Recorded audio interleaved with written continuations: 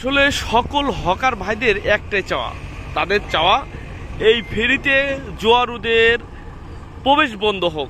জোয়ারুরা যেন এই ফেরিতে প্রবেশ করতে না পারে।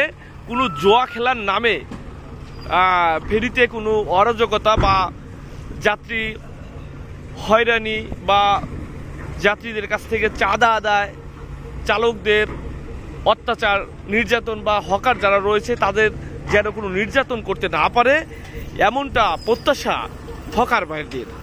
আমরা পদ্মার পাড়ে রয়েছি, শুনছিলাম হকার ভাইদের কথা যে হকাররা এখন অনিরাপত্তায় হীনতায় রয়েছে। তারা পাটুরিয়া ঘাটে যেতে পারছে না।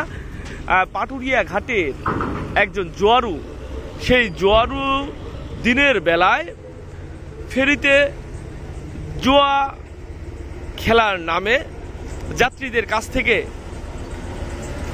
টাকা আদায় করছিল।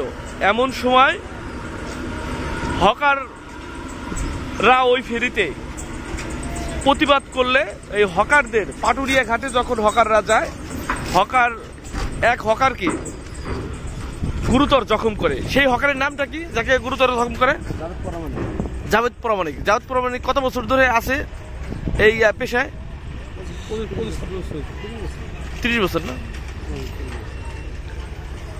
আর 25 থেকে 30 বছর যাবৎ জাভেদ প্রামাণিক এই ফেরিতে, এই ফেরির হকার বা ফেরিতে এই যে জাভেদ প্রামাণিক এই ফেরিতে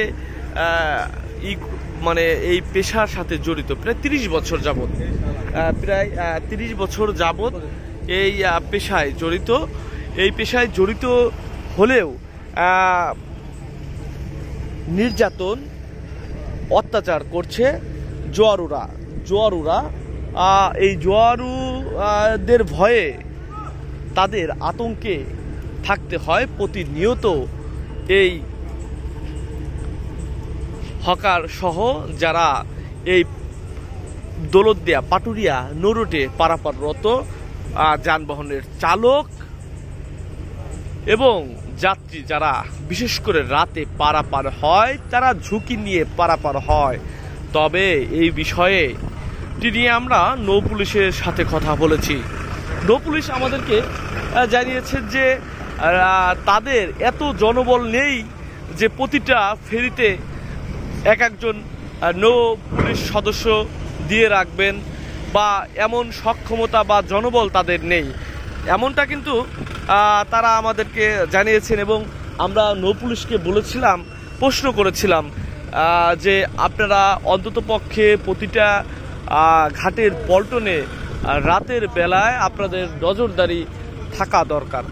নৌ পুলিশের পক্ষ থেকে আমাদেরকে জানানো হয়েছে যে তাদের জনবল সংকটের কারণে তারা এই পল্টনে রাতের বেলায় বা যে ফেরিগুলো চলাচল করে সেই ফেরিতে নৌ পুলিশের সদস্যদের তারা থাকতে পারছে না, এমনটা কিন্তু নৌ পুলিশ আমাদেরকে জানিয়েছে। আপনারা দেখছেন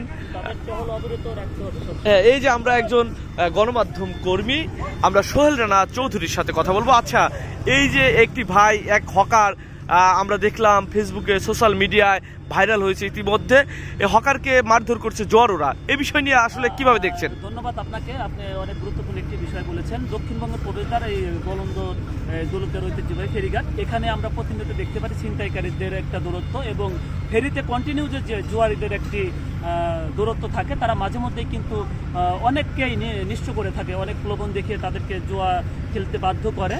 এমনই তাদেরকেই প্রতিবাদ করতে যে আজকে আমাদের এক হকার ভাই কিন্তু গুরুতর জখম হয়েছে। তো এই বিষয়টা যদি নৌ পুলিশ তাদের টহল অব্যাহত রাখে, ফেরিতে মাঝে মধ্যে তারা নদীতে যদি টহলটা তাদের অব্যাহত থাকে, এই অনেকাংশেই এই ছিনতাইকারীদের দূরত্ব এবং নদীতে যে জোয়ারিদের যে একটা তৎপরতা রয়েছে, তারা মানুষকে যে সর্বশান্ত করতেছে, দেশের সার্বিক অবস্থায় সরকারের কাছেও দৃষ্টি আকর্ষণ রাখবো।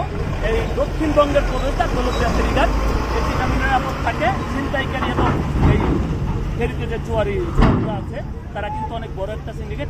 অতীতেও এখানে স্থানীয় যারা মান্যগণ্য ব্যক্তি রয়েছে তারাও যদি প্রতিবাদ করতে চায়, অনেক সময় তাদেরকেও কিন্তু এই প্রতিহিংসার শিকার হতে হয়, তাদের আঘাত অনেক সময় সহ্য করতে হয়। আমরা গণমাধ্যম কর্মী অনেক সময় ঝুঁকি নিয়ে তাদের নিউজ কভার করতে গেলেও তাদের আমরা অনেক সময় বাধার সম্মুখীন হই। তো আমি রাজবাড়ী জেলা পুলিশ সুপারের কাছে একটি অনুরোধ রাখবো, আপনি অতি দ্রুত এই থানা পুলিশ এবং নৌ পুলিশ যৌথভাবে যদি টহলের ব্যবস্থা করা হয়, এবং কোস্টগার্ড রয়েছে দৌলতদিয়া রেস্ট হাউসে, তারা কী কাজ করে আমাদের অতটা অবগত নাই, তারাও যদি এই দিকে একটু নজর দেয়, আমার মনে হয় ফেরিতে যে জোয়ারিদের একটি ভয়ঙ্কর একটি ছবল রয়েছে, এখান থেকে সাধারণ যাত্রীদেরকে নিরাপদ রাখা সম্ভব হবে। ধন্যবাদ। ধন্যবাদ আপনাকে।